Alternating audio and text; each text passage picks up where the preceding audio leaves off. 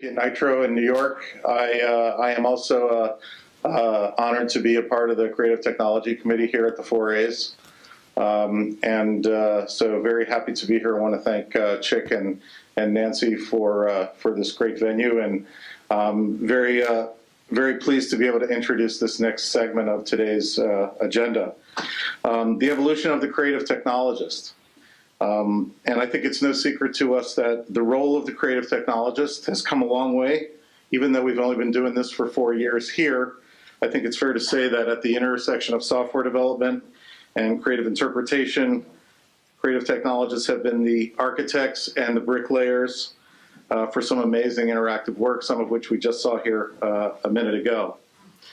But I think the stakes for digital continue to evolve. They're certainly evolving for us at SapientNitro. And interactive systems are now in the face of, sales missions, customer support, service missions, lots of things that aren't sexy, but are very, very important nonetheless at the enterprise level. I don't think that people distinguish between what we oftentimes on the agency side of the world think about is upper funnel, mid funnel, lower funnel, awareness, consideration, purchase. People don't think that way. They don't distinguish. So brands have to provide a seamless experience across those interaction states. And I think against this backdrop, the systems to serve all those interactions have to be simple. They have to be beautiful, compelling. They have to be scalable. And these are the things that creative technologists small and many folks at our place, spend lots of time thinking about how to make all those things happen simultaneously. So I think it's fair to say that as things grow ever more complex in terms of the marketing stack, it's no question that creative technologists are needed now more than ever. But according to our next speaker, which I'm about to introduce, those skills need to evolve. So I'm here to provide you a bit of a provocative point of view in his own terms from somebody who is my great pleasure to introduce as our next speaker. Sheldon Monteiro is Global Chief Technology Officer of SapientNitro. For almost 20 years, he has helped take Sapient from what was once a pure-play technology consultancy and systems integrator to becoming one of the world's leading agencies at the intersection of technology and brand storytelling. I'll go on to say that he is responsible for essentially all the technical talent, innovation, culture, processes, and systems that are responsible for delivering our global scale at SapientNitro.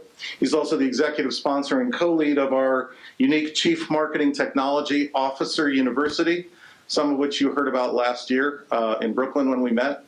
And I'm sure he'll talk slightly about that today. It's a professional development program we've designed to develop senior leaders to innovate at the intersection of story and technology, while also taming scale and complexity in systems, organization, and culture. I can honestly say when I joined SapientNitro 3 years ago as Chief Creative Officer of New York, every time I attended a meeting, a JAD session, an analyst presentation, or pitch with him, I learned something new from Sheldon every time. Please join me in welcoming my friend and colleague, Sheldon Monteiro.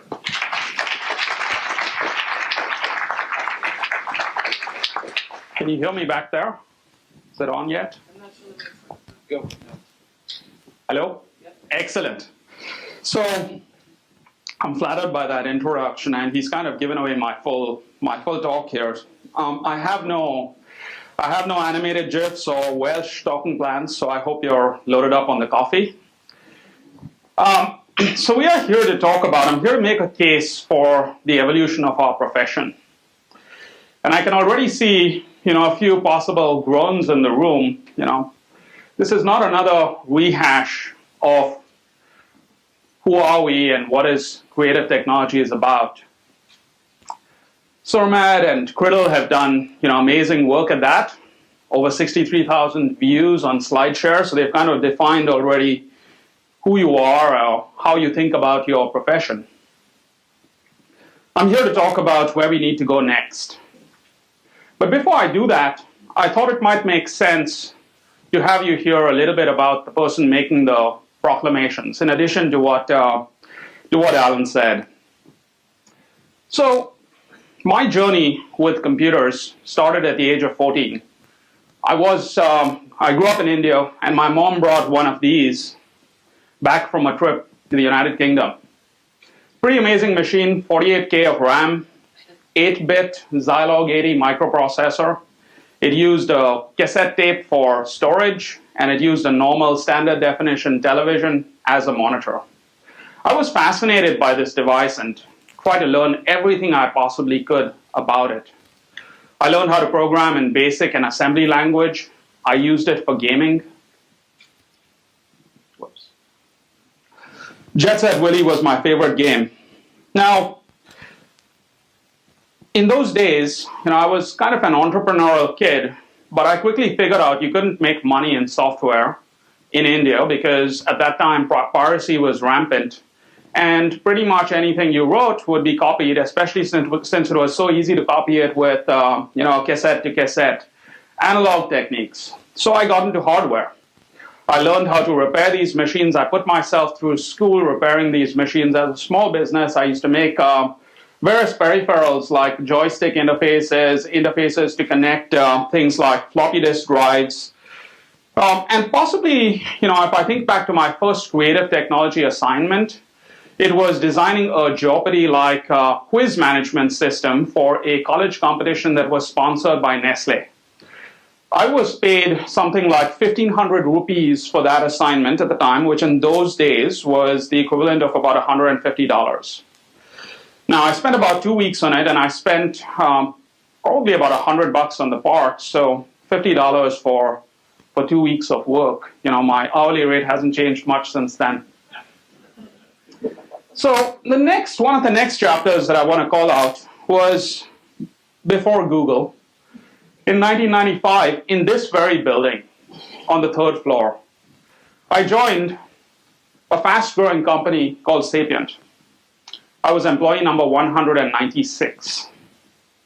And I joined as a C++ developer. Today, as Alan mentioned, I lead technology across the agency. Roughly 12,800 colleagues, about 5,500 in technology. And about 800 of those in what we call experience technology, which is our moniker for the closest to a creative technologist. We have a couple of my colleagues here from the experience technology domain in the room. So that's it. I think of myself first and foremost as a technologist and hopefully a little creative. So what are we going to talk about? I think that before we jump into evolution, we've got to start with a basic definition of what a creative technologist is. So I'm going to recycle one of the most eloquent visualizations that I've seen. And given that we are going to talk about evolution, I thought we'd start out with this visualization, which you may have seen before. Scott Brinker, who runs the popular chiefmartech.com blog, published this in 2011. And I thought in one picture, he's managed to capture the essence of who we are. We're basically professionals, craftspeople at the intersection of software, usability, art, and creativity. That's it, right? And if you're here at this particular session with the A's, you're probably in an agency, which means that there is a qualifier on this. We create commercial art. And we create commercial art that does cool and useful things at the intersection of technology and marketing. All right, so this is the definition that we're going with. Now, 2 years ago at CreateTech, Scott Brinker was actually one of the speakers. And he commended all of us, all of you, with changing the agency world, with moving the conversation from art and copy to code and data. I agree with him.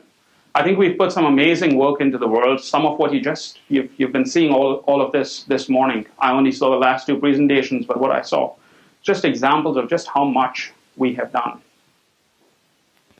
So thank you for that.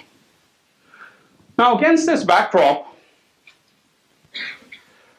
our industry, in my view, is in crisis.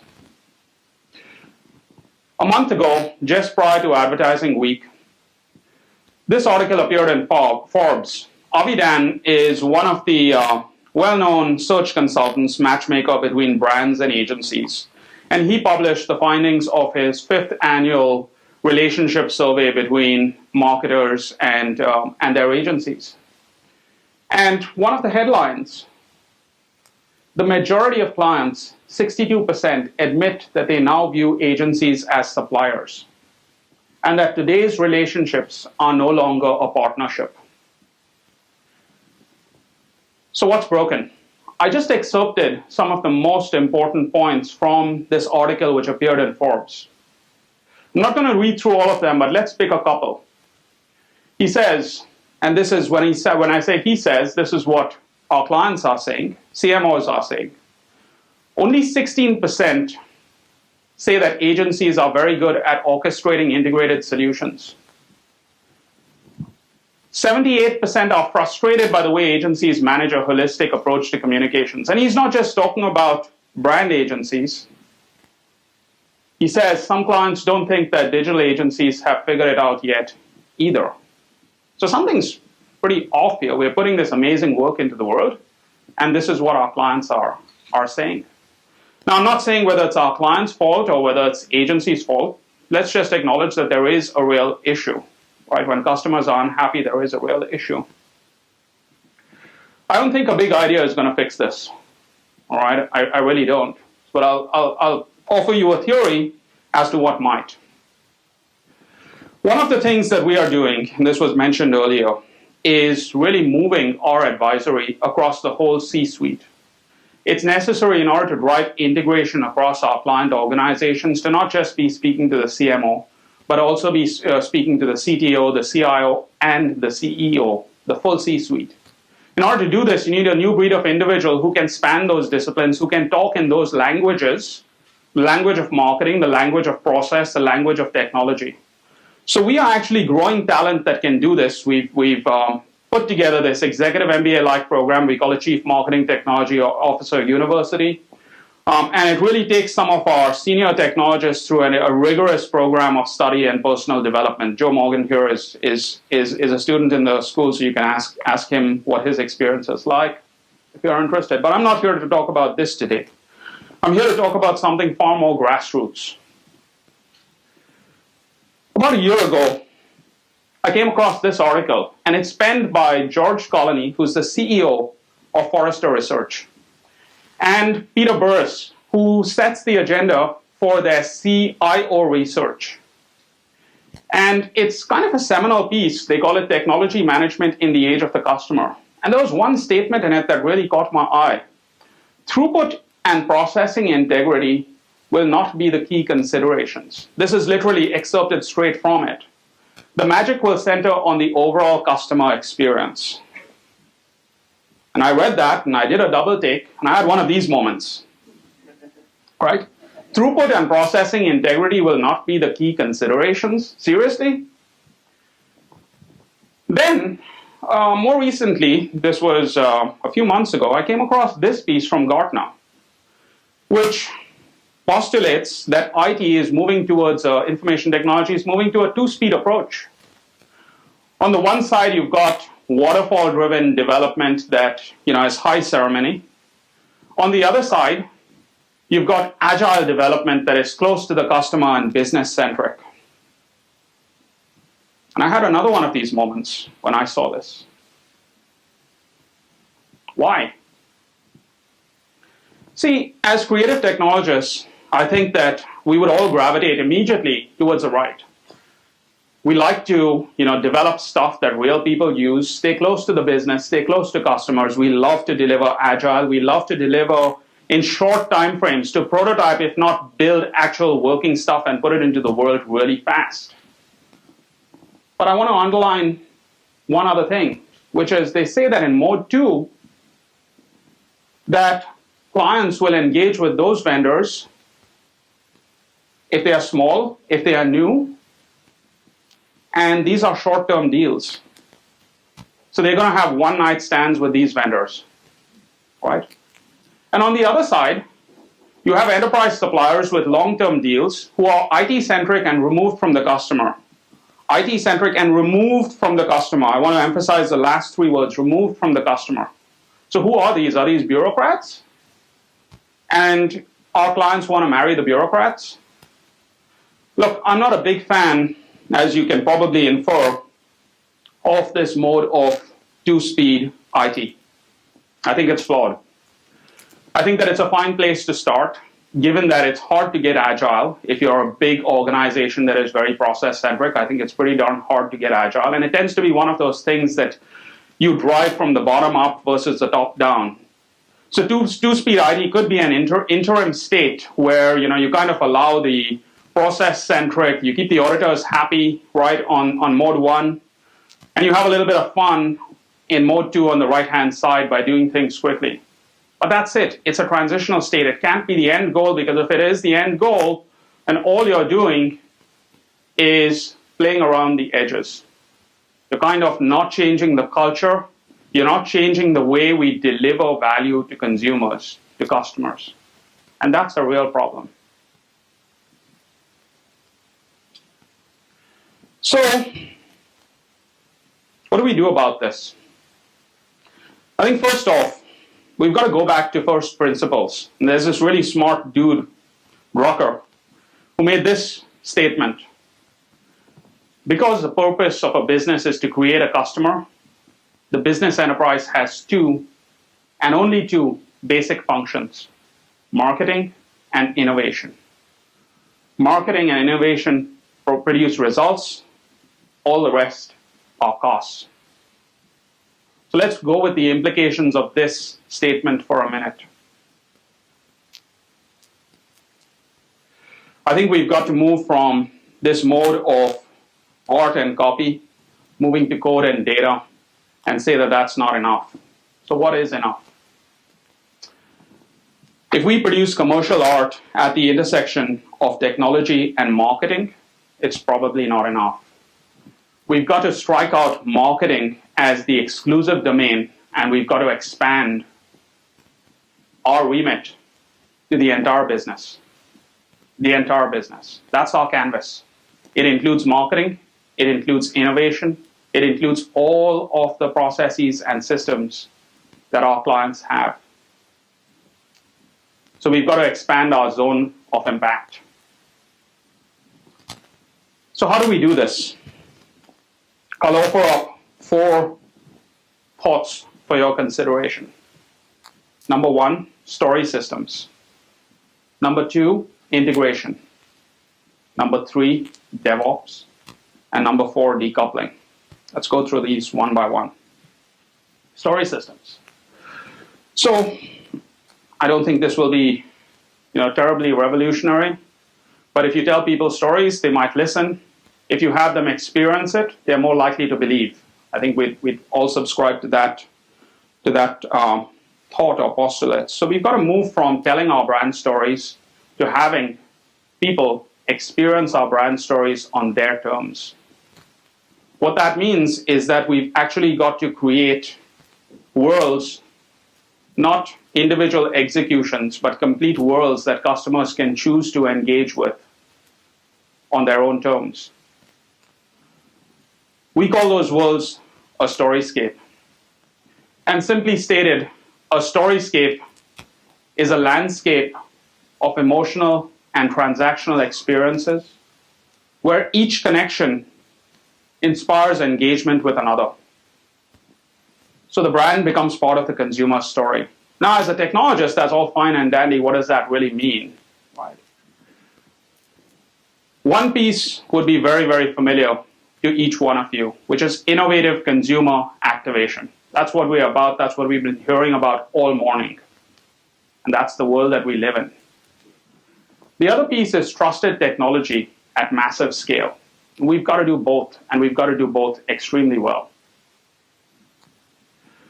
So, in this bigger illustration of a story system, just want to call out a couple of things. One is, any given story system probably involves dozens of places where we will interact with the customer.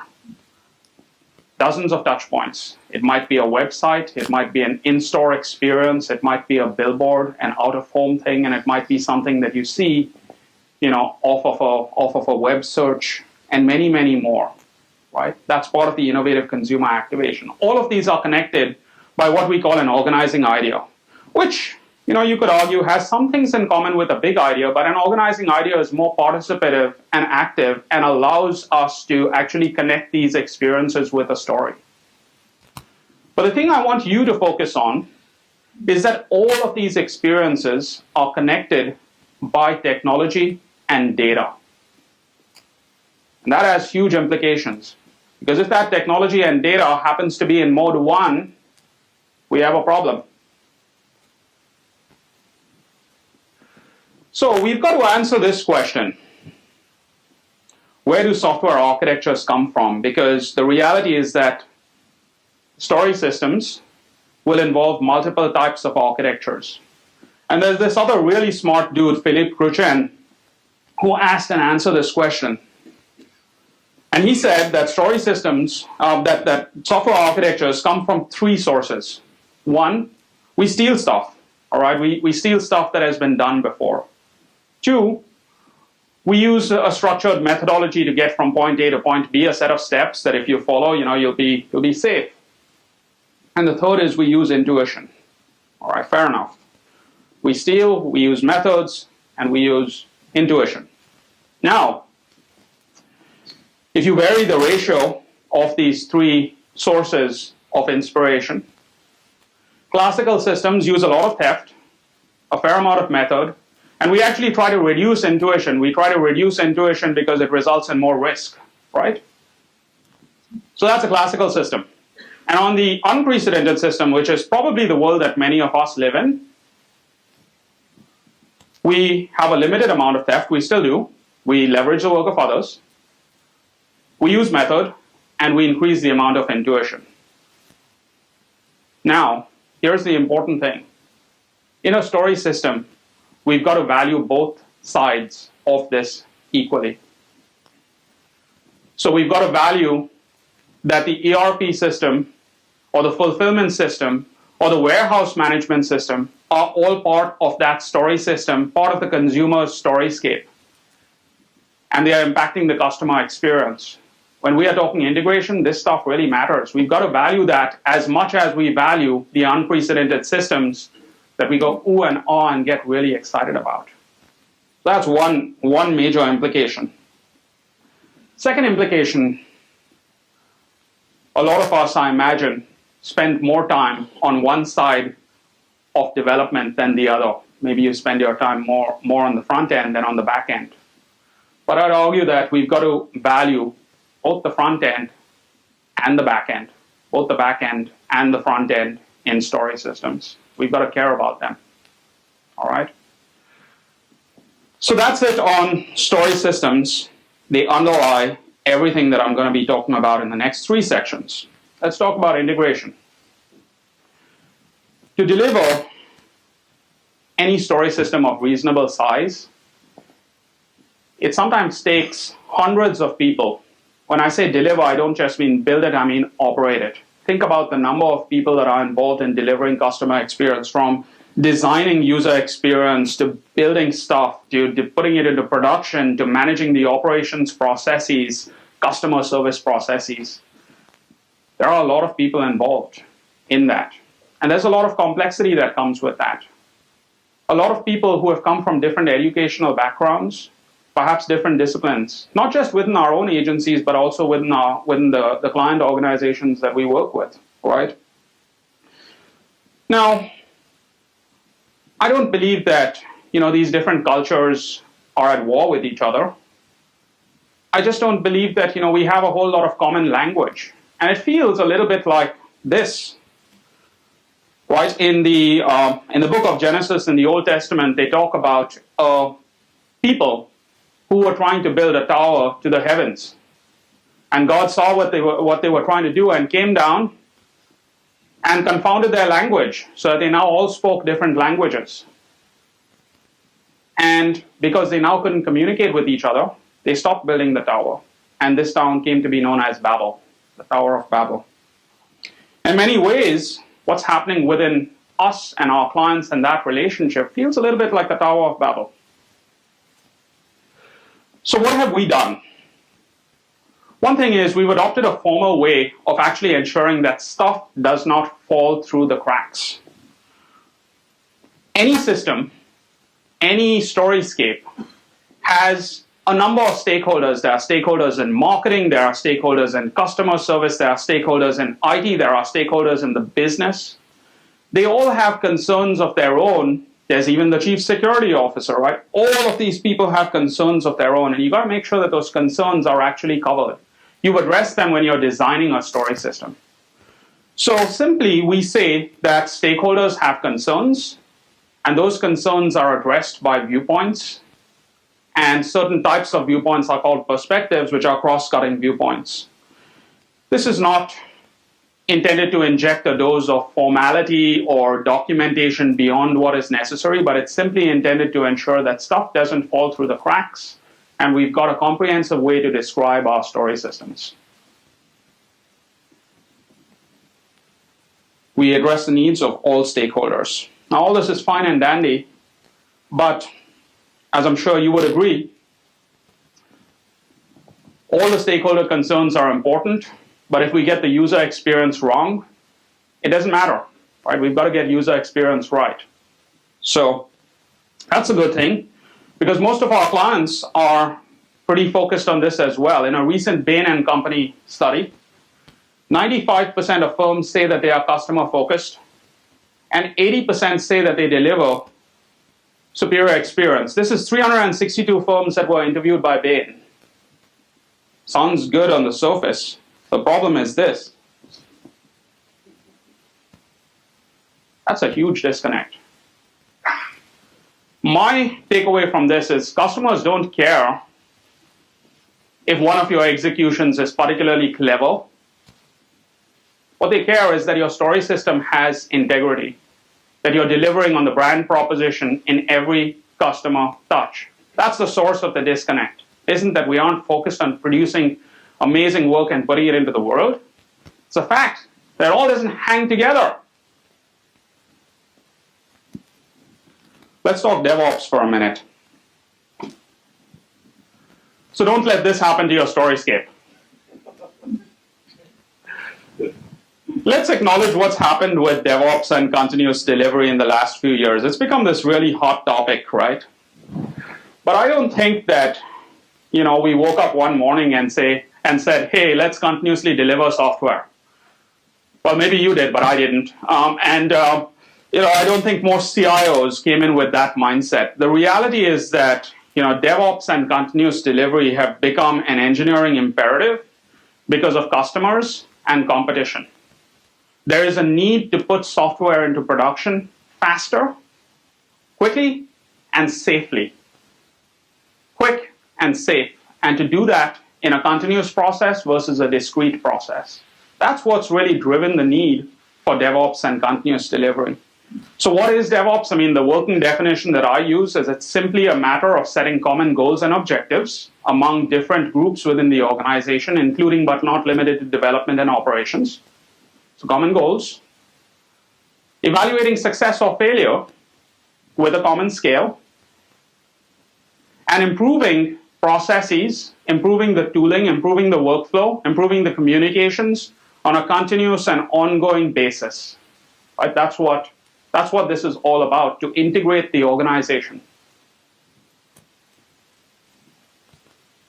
Now, importantly, it's not sufficient to have one section of the story system, one of the applications doing continuous delivery, or even 5 applications. The whole storyscape has got to be agile and being delivered with DevOps techniques and being delivered, in a continuous manner. Because the story system is as agile as its slowest dependency. I can't state this with enough emphasis.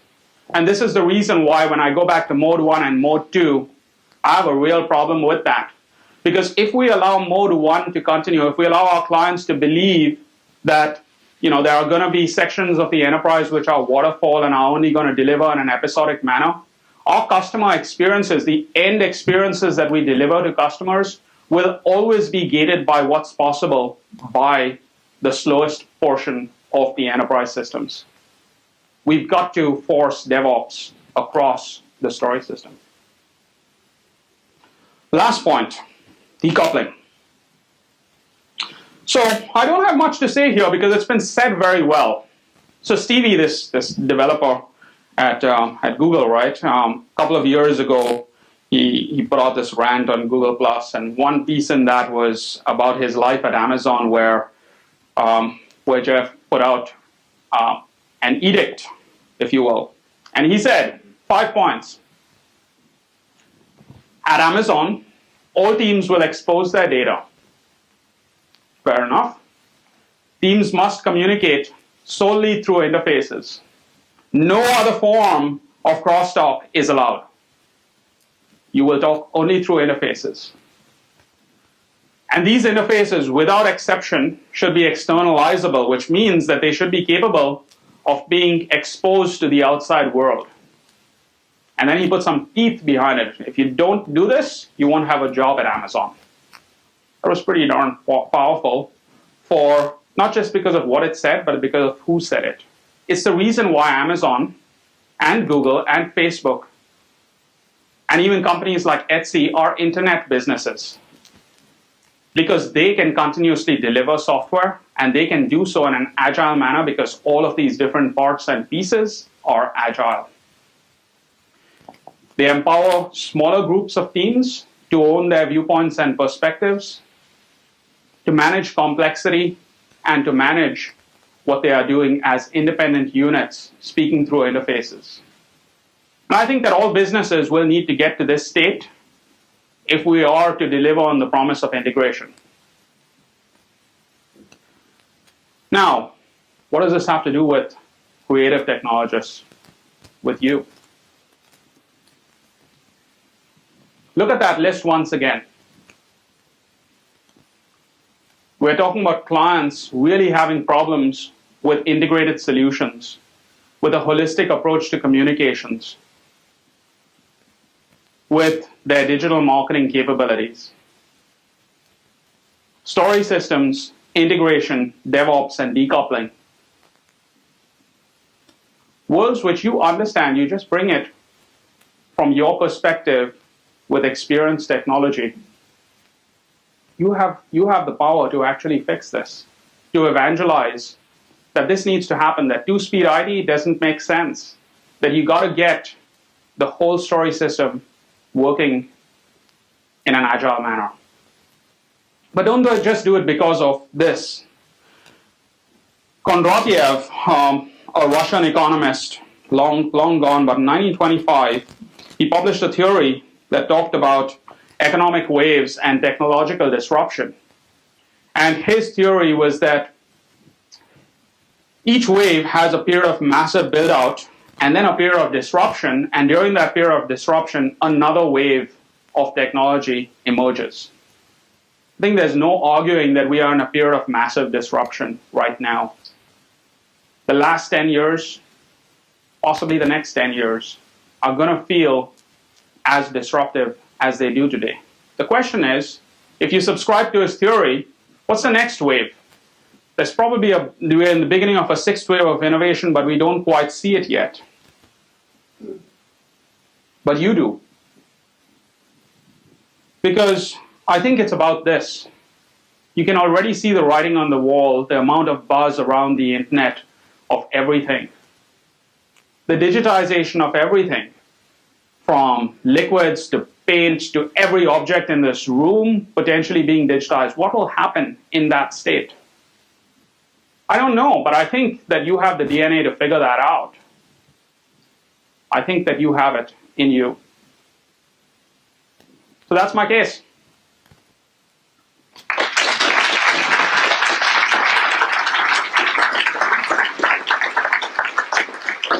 Questions? Any questions for Sheldon? Hi. It isn't often that happens, so thank you.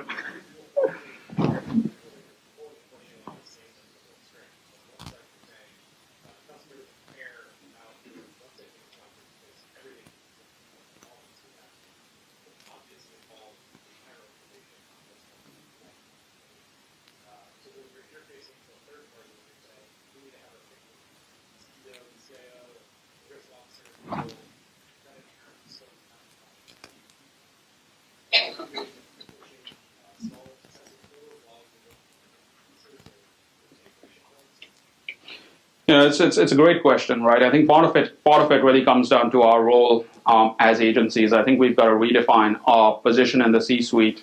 The CMO is not the only stakeholder. It's really the CEO who's the stakeholder. So you got to push from that direction as well. But frankly, there's a lot that can be done from the grassroots. And the reason why I wanted to talk with you about this today is because I think that we are happy to stay in our small groups. When I showed that Tower of Babel thing, I think that the classic response from an agency side is, all right, let's make this into small teams and let's go off and build this one experience, right?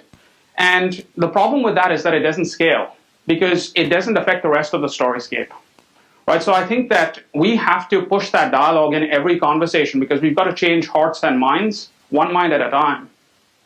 And most of our customers are ready for this change.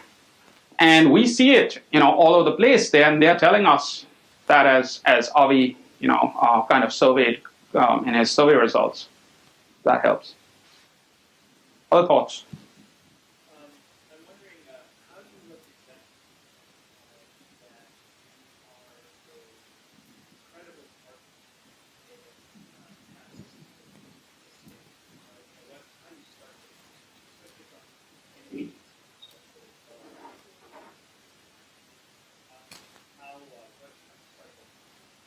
It's another great question.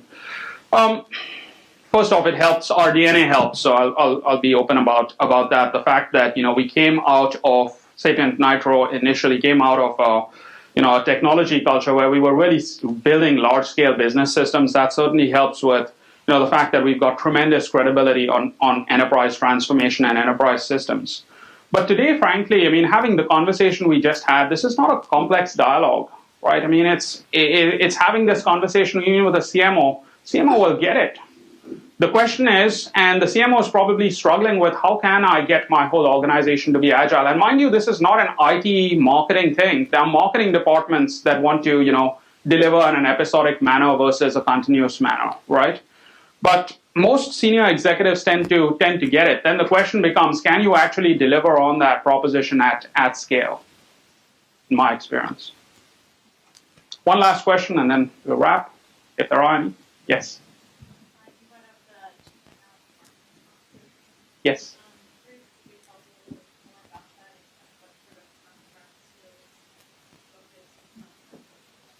Sure.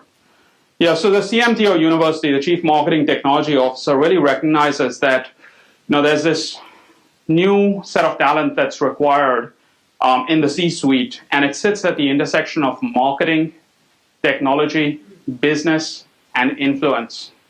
Those four vectors, if you will. So what we've done is we've put together a curriculum that we've started with technology people, but you don't need to. You could start with marketers as well. I do believe you need to start with one type or the other because the kind of learning that you need is tailored to the needs of a cohort. So we've got a cohort-based model where over the course of a year, we teach a whole bunch of skills, including the landscape of marketing technology. There are probably about 31 different topics that we cover on the marketing technology side. We teach the fundamentals of marketing. We teach the fundamentals of business. Now, all of these are skills, right? Skills that you can read, you can kind of absorb in more of a kind of a skills-oriented manner. But the biggest thing that we do is we work on influence skills and risk taking, because part of what we need to be able to do is to work with senior executives in a bold manner. So to be able to take somebody who typically is used to speaking to a CIO or a CTO and enable that individual to feel completely empowered in front of a CEO or a CMO to speak with confidence, to be bold, propose ideas. Those are the kinds of things that we work on, and that's more experiential. It's everything from the way in which we present, the way in which we think about risk, the way in which we think about our role in the universe. What's our given the age in which we sit, and this was the reason for that last slide over there. I think we are in a really unique age. And this is not going to last forever, right? We are in one of these waves where this disruption is kind of tailored to what we do. So we've got to be bold and take that opportunity. And, that's part of what we teach in the university. I have some slides on SlideShare that go into a little more detail on what we do if you're interested. Okay. Thank you so much. Thank you, Sheldon.